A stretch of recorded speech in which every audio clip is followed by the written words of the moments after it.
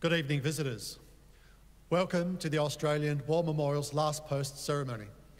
My name is Craig Burrell, and joining us today from the Royal Australian Navy is Lieutenant Commander Darren Cooper. We welcome the veterans who have served, those that are still serving, and the families that support them. We acknowledge the members of RSL and Services Clubs Association, RSL Victoria, and RSL Queensland, who are watching the broadcast of this ceremony across Australia. During the ceremony, wreaths will be laid at the base of the pool of reflection by visitors and students on behalf of the following schools: from New South Wales, Scone Grammar School, and St Ives North Public School. Please stand and join in singing the National Anthem.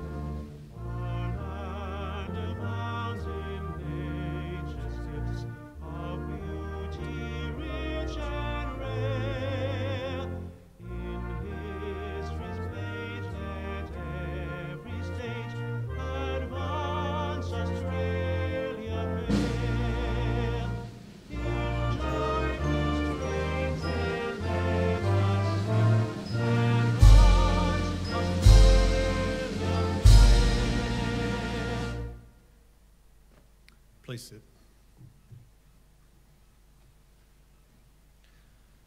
The Australian War Memorial was the vision of Charles Bean, Australia's First World War official historian.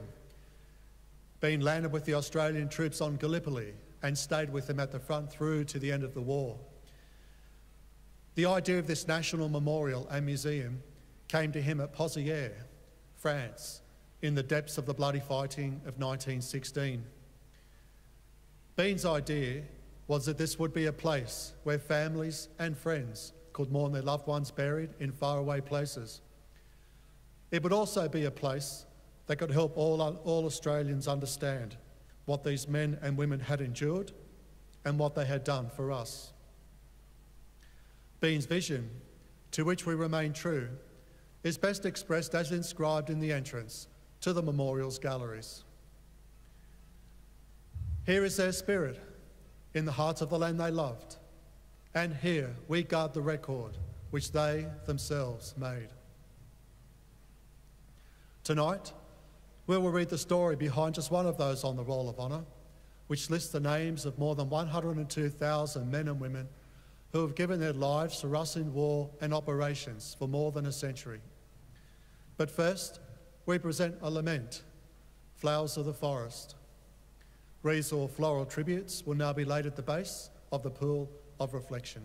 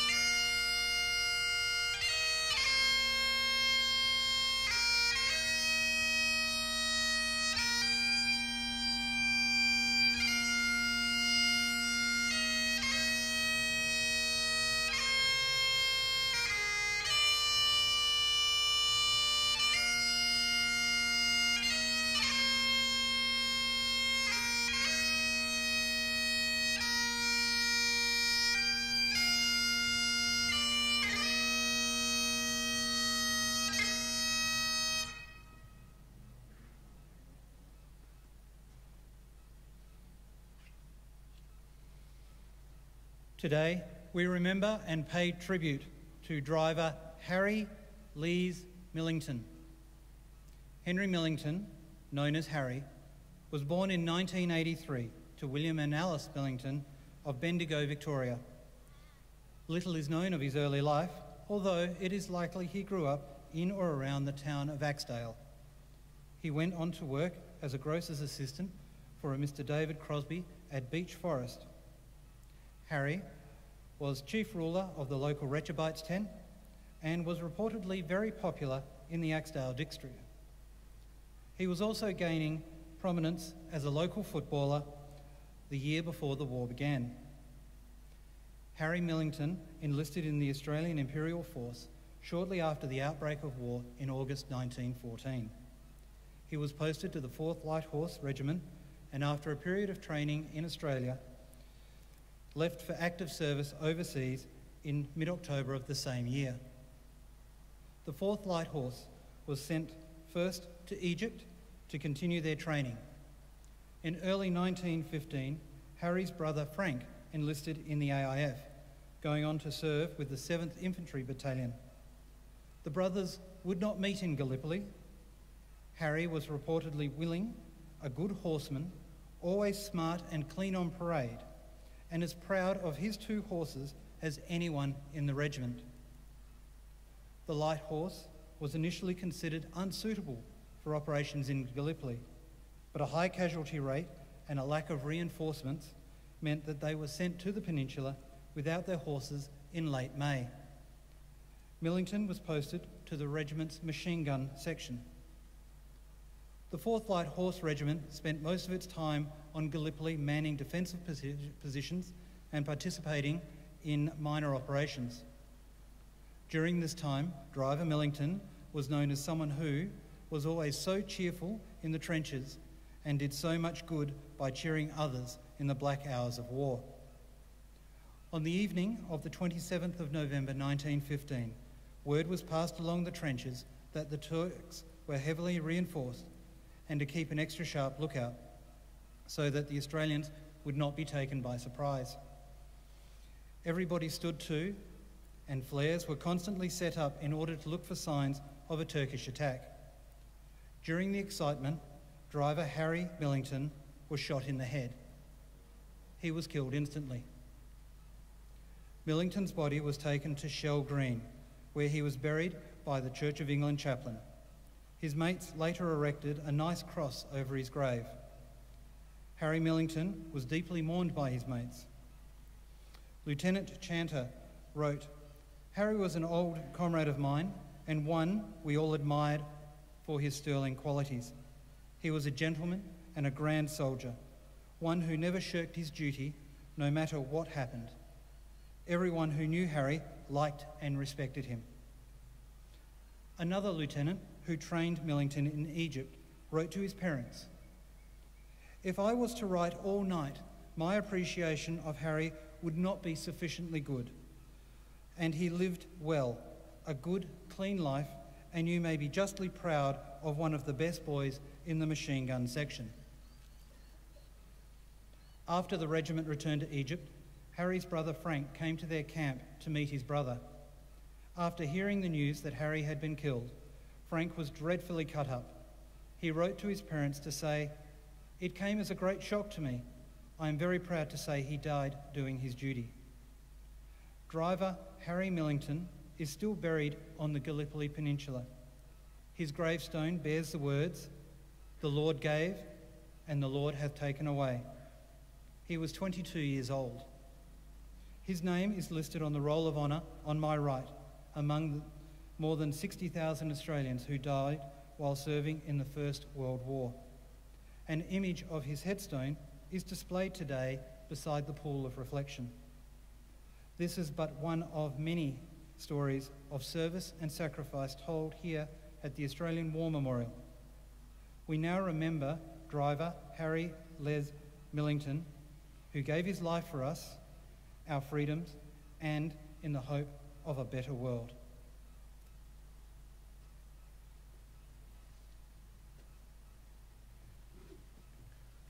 Please stand for the ode and the sounding of the last post.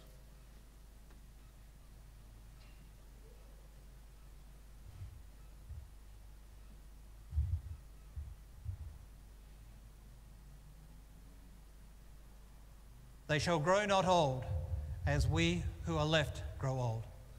Age shall not weary them, nor the years condemned. At the going down of the sun, and in the morning, we shall remember them.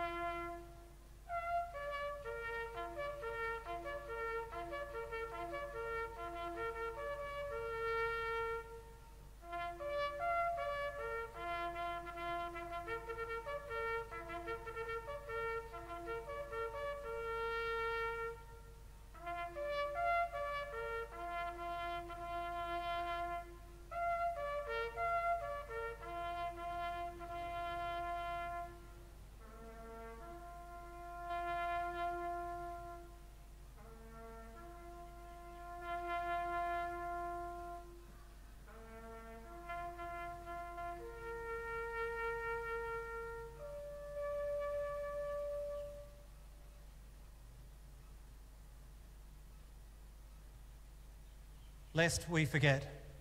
Lest we forget.